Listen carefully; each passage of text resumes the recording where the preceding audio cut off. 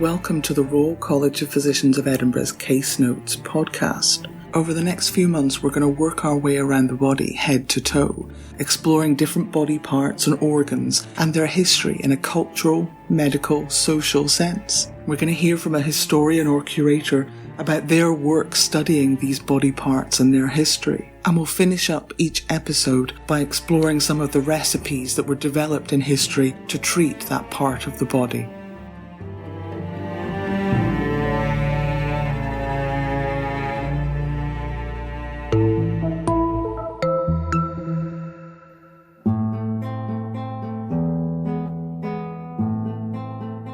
So hello and welcome to the Head to Toe podcast as we make our way around the body. My name is Daisy Cunningham and I am the college's Heritage Manager. And my name's Olivia Howarth and I'm a volunteer with the Royal College of Physicians of Edinburgh Heritage. And today we've made it as far as the throat.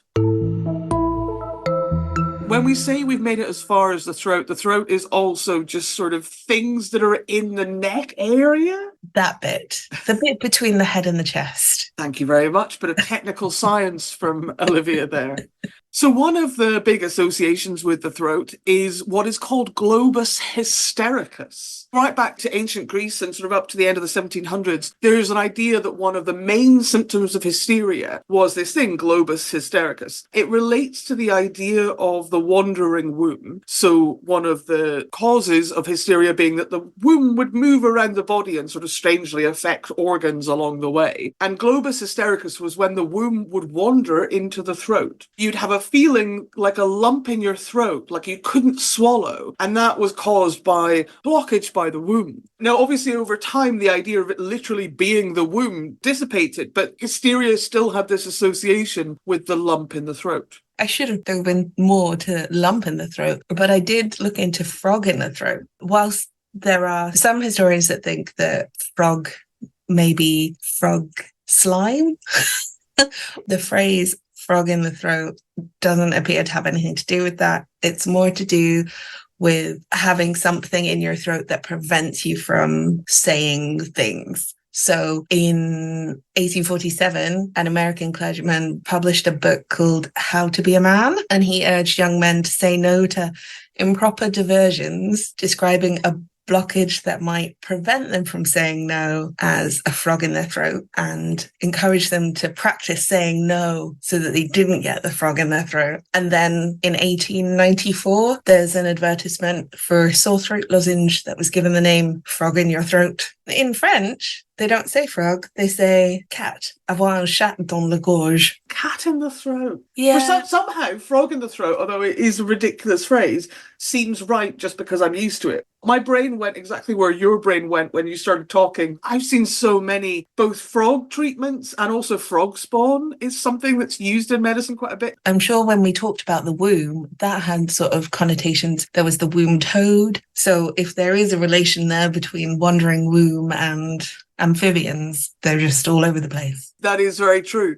So sort of following on from what you were saying about the power to say no, one of the things I delved into a little bit was in relation to public speaking. And I started looking at the sort of history of public speaking, which goes right back to ancient Greece, the idea of teaching people public speaking. Although it looks like in ancient Greece, they're much more interested in what you say, there isn't nearly as much study of how you say it. And then it's sort of Cicero in ancient Rome before they really start looking at how you persuade people or how you use your voice itself to persuade people. And then I ended up with Margaret Thatcher. I don't know if you've looked into this at all as well. The idea that women who have higher voices are taken less seriously. And there's quite a lot of studies that show that this is the case. Higher pitched voice, in a workplace or on the television isn't considered to have the same level of gravitas. And the argument is, some of that could literally just come back to sexism, but also some of it could be the association with higher voices and people who are very young, people who are inexperienced, that it has an age connection. But the reason I bring up Margaret Thatcher is she had voice coaching from the National Theatre's voice coach. So she was aware that her voice was too high to be taken seriously. So she very intentionally trained to have her voice be as deep as we are used to hearing it on television. I was looking at the vocal cords or folds as well. And actually, the term vocal cords was coined by a French anatomist, Antoine Ferrin, in 1741, which was an analogy to do with the violin. And he believed that moving air across the vocal cords acted like a bow on strings. Yeah. It's a very nice analogy. It's much nicer than what they actually are. But yeah, sort of sticking with vocal cords for a second, I read this really interesting Australian study by a lady called Cecilia Pemberton. And what she had done is compare different recordings of women, you know, from the sort of earliest recordings that exist right up to now. And her study found that women's voices are consistently getting deeper. Obviously, you know, it's not really a long enough period of time for vocal cords to literally be changing. So there is an element where people are putting on a voice, but they are putting on a voice so much of the time that it's effectively their voice. Probably the source of it is that as women are getting more status, as women are getting more senior roles, as women are being on the television and radio more, they are adopting the voice that will give them status or will put them in the place that they need to be in. I would have thought it was something more to do with something physiological, but it's interesting that it's potentially more psychological. It would be interesting, I suppose, to see, are people changing their pitch in different contexts? So are they deeper in the workplace? And then when they are socializing with female friends, is the pitch specific to certain situations? Oh, well, everyone's got a telephone voice, so I don't doubt it. Our Physicians Gallery has an exhibition on at the moment about the history of death, and so I had to bring a bit of that into this. So another thing I was looking into was the funeral mute. Olivia has a quizzical facial expression. Yes, a funeral mute. You would employ a funeral mute. So this reaches its peak in the Victorian era, where if you are wealthy, you know, funerals become very extravagant. And one of the things that you would do is hire a mute or two for the occasion. This person is not actually unable to speak. They are paid to be a professional mute. And they are essentially a paid mourner. And their job is to stand outside the house where the body is. And then they would walk with the coffin to the funeral. They had a very specific costume they would wear. So there's a black sash, a black beaver hat with cloth on it. And when the funeral was a child's, all of this would be white instead of black. Usually it was men, sometimes it was children, and Oliver Twist has one of his side hustles is being a mute for children's funerals. Really, the defining thing of being a funeral mute is not talking. Standing outside somebody's house all night, just standing there like a soldier on guard, was pretty boring. So if you had less money, you got a less good mute, and they would have a tendency to just drink heavily and maybe not be as mute as they were supposed to be. But it went out of fashion in the sort of second half of the 1800s. It was sort of viewed as, I mean, understandably, a bit phony, a bit false. But I find it kind of fascinating that, yeah, it wasn't a good send-off unless you had a mute. I've heard of people employing wailing women at funerals, but I've never heard of people employing people to be silent. It just blows my mind. A lot more socially acceptable, perhaps. Especially in Victorian society, the funeral mute sort of fits. I think the keeling or wailing woman, you know, that brings out the sort of the feelings and the emotion. That's sort of part of the idea of it. And that's not what the Victorians are about at all. But yeah, you're right. You've got the sort of the wailing on the one hand and then never speaking on the other. And it's very much the two extremes of funeral practices, certainly. So there's a strange phrase, throat distemper, which when I heard it, I was like, is that something to do with dogs? Because I know animals get distemper, which is a bizarre phrase in itself. But actually, the term throat distemper was used in the 17th and 19th century before advances in medicine allowed for specific infections to be identified. So it sort of covered diseases like diphtheria and scarlet fever. And in the 1730s, the great throat distemper spread across New England, which I think they now believe to be diphtheria. And it affected children more often than not. And across New England, about 5,000 people died of diphtheria between 1735 and 1740, which was about 22 in every 1,000 people. scary stuff. When I hear the word distemper, what it makes me think is that in the sort of 1500s or 1600s, they have a lot of those big bucket terms because, as you say, they haven't figured out what individual diseases are. So you'd get in the sort of bills of mortality in London, they'd just be like, died of a distemper of the brain. And then over time, things are sort of separated off. So distemper is almost whatever's left once you've removed the actual diseases. It's like going, I've got a vague sort of pain and I don't really know what it is. Well, I think this one, there were some pamphlets going around which suggested the disease might have resulted from impious behaviour. And then the Boston Gazette offered treatment advice, which obviously included bloodletting, but specifically a vein under the tongue, bathing the throat in borax or honey, and then putting blisters under the arms. But you feel like they'd have all of the same list of treatments if everyone had a bad leg or something, Yeah. Just do the usual stuff, basically. There's a painting. So I looked into the throat, the symbolism of the throat. Funnily enough, that's too specific, really. But there is quite a lot about the neck in art specifically. There's currently a woman doing a research project into necks and shoulders in art at Oxford University. Quite interesting. But generally speaking, the expression of femininity in paintings is through elegant, elongating necks and sloping shoulders. However, there is one painting in particular, which would be very interesting for people to look up, called The Madonna with the Long Neck. So it's a famous painting by an Italian painter called Parmigiano, which has nothing to do with Parmesan. And in an attempt to make Mary look kind of graceful and elegant, she's got a very long neck, which some have argued kind of makes her look a bit swan-like. But it's all to do with the style of painting as well. It's like mannerism, where figures normally have strangely elongated limbs and slightly smaller heads and slightly odd poses. So it's quite interesting that it's still called the Madonna with the long neck, despite the fact that it's, of its style. I was going to say, as you started speaking, I was going to say, for some reason I have stuck in my head, yes, specifically swan-like, which when you sort of mentally picture it, actually is not something you'd want on a human person. Could she even hold her head up? Or would she just sort of fall to one side? Maybe that's why they've got really small heads as well in Mannerist paintings, just kind of balance it out. I mean, I think part of it is obviously this, the ideas around beauty and attractiveness, but also with women particularly, what is attractive is a woman looking like she's never had to go outside or work a day in her life. She looks like she sort of sits in a chair and just looks beautiful and it doesn't have to do the washing up.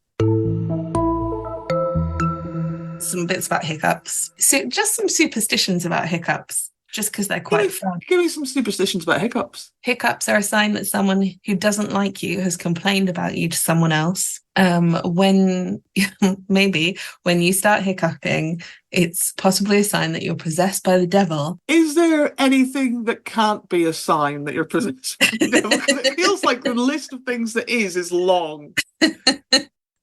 According to Russian superstition, having a bout of hiccups means that someone is thinking about you, and to stop it, you have to say the names of your friends who might have had you in their thoughts. And if it stops after a certain name, that's the person that's caused hiccups. And then the longest recorded case of hiccups, according to the Guinness World Book of Records, was Charlie Osborne, who had hiccups for 68 years from 1922 to 1990. That seems like that probably defined his entire life. It's a good job he got in the world record books. But yeah, no, at least he got something out of it.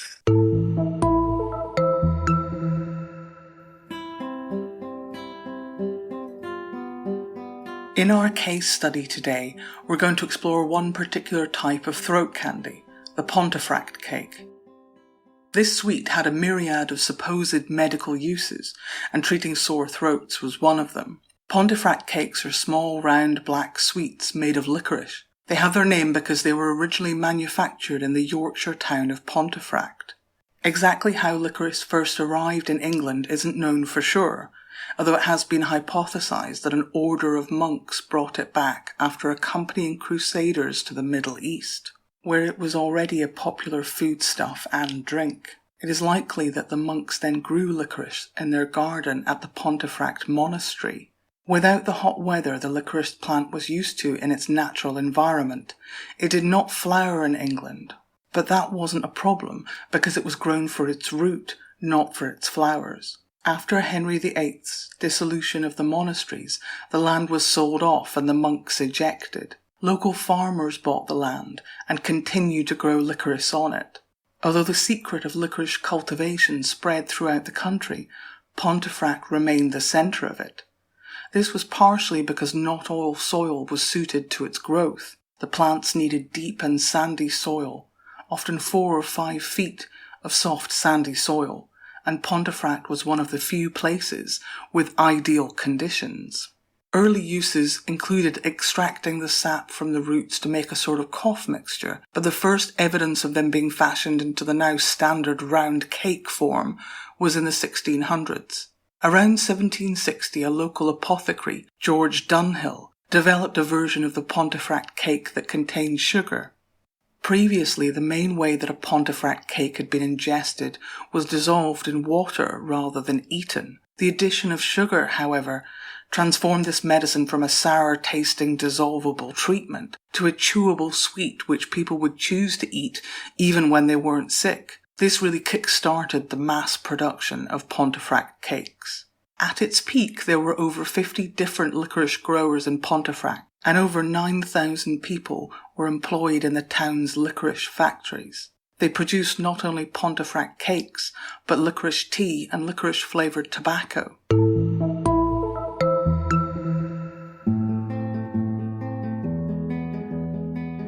This short clip, which is courtesy of the Wellcome Trust, is from an interview which took place in 2011. In it, Christine Stammers talks about her experiences of childhood ill health. Do you have any memories of childhood illnesses at all? Yes, I have a lot of memories of childhood illnesses. I can remember having measles, chickenpox, whooping cough, probably German measles, but I'm not sure. I can remember possibly having rheumatic fever when I was about 12. I think that's it. I remember having a constant sore throats. I had septic sore throats, which were actually treated with a stuff called gentian violet. My father had a paintbrush and he used to dip it in the pot and then paint the back of my throat with this purple stuff, and that was a treatment for chronic sore throats. Can you repeat the name of that? Gentian violet. And where did your father get that from? I think he had it prescribed by the doctor. And could you describe the jar? It was one of those little blue jars with ribbing on the outside, and it's probably 6-sided, and the blue ribbed jars were blue and ribbed because they contained poison, and so you weren't allowed to swallow it, but you still had it painted on your throat on the inside. And how large was the jar? About 3 inches. I'm still in the inch century. And what sort of brush was it? It was a long angled brush, wooden brush with long whiskers. Whiskers were probably about 1.5 inches long. Gee, I'd forgotten all about that. And how did it feel when your father was painting it on? Well, I was always desperately trying hard not to be sick because it would make you gag, particularly if you put it in the wrong place. But I liked the attention because my father was paying me attention, and that was nice. And I was just thinking that your father painted it on, not your mother. Yeah, I don't know why that was. Well, my mother was somewhat inadequate. Okay. So the paintbrush, did that come with the gentian violet from the doctor, do you think? I haven't got a clue, sorry. That's okay. And you said it came from the doctor, so you were quite poorly throughout your life as a child, so you had lots of childhood illnesses. Yeah. Do you remember have memories of the family doctor? I remember the doctors. We had Dr. O'Donovan and Dr. Clement, and Dr. O'Donovan was the senior partner, and he was an absolute tyrant. And Dr. Clement was younger and much nicer looking and much more pleasant. And every time my mum used to take me, or my dad, not my mum, my dad used to take me, my father used to take me to the doctors, I always longed to see Dr. Clement because he wasn't so nasty.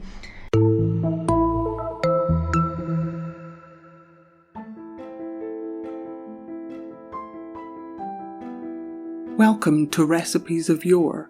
We're going to explore some unusual medical recipes from the past. The way in which the word recipes was used in the past is a bit different from how it's used today, so it could mean recipes for cooking, for medicine, or even recipes for cleaning products or cosmetics. Very few of them were treatments we would recognise in the 21st century, and certainly none of these should be tried at home. There were so many different types of problems you could have with your throat, and so many different remedies to combat them. For a sore throat, the juice of the bramble bush. For hoarseness, a mixture of gruel, treacle, port wine, and lavender oil.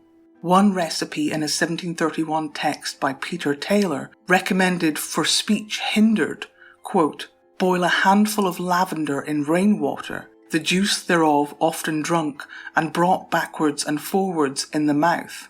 Another 1700s text, John Moncrief's Poor Man's Physician, recommends for a hollow of the thorax, quote, take of the pulp of fat figs 1 ounce, of fresh butter 2 ounces, oil of sweet almonds, newly drawn without fire, 1 ounce sugar candy, turpentine washed with barley water, given to the quantity of 3 drachms, with a powder of licorice.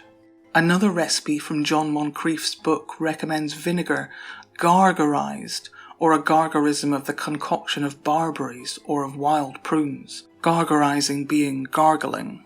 Another one for a roughness of the gorge and throttle, which means the throat and windpipe, recommends, quote, a gargarism of the juice of mustard, of milk, licking medicines of myrrh, put it under the tongue and melted the white of a raw egg, the juice of nettles, vinegar, the juice of gooseberries and common bramble, of plantain and the ashes of burnt swallows with honey, the oil of boiled frogs anointed about the throat warm with linen cloths.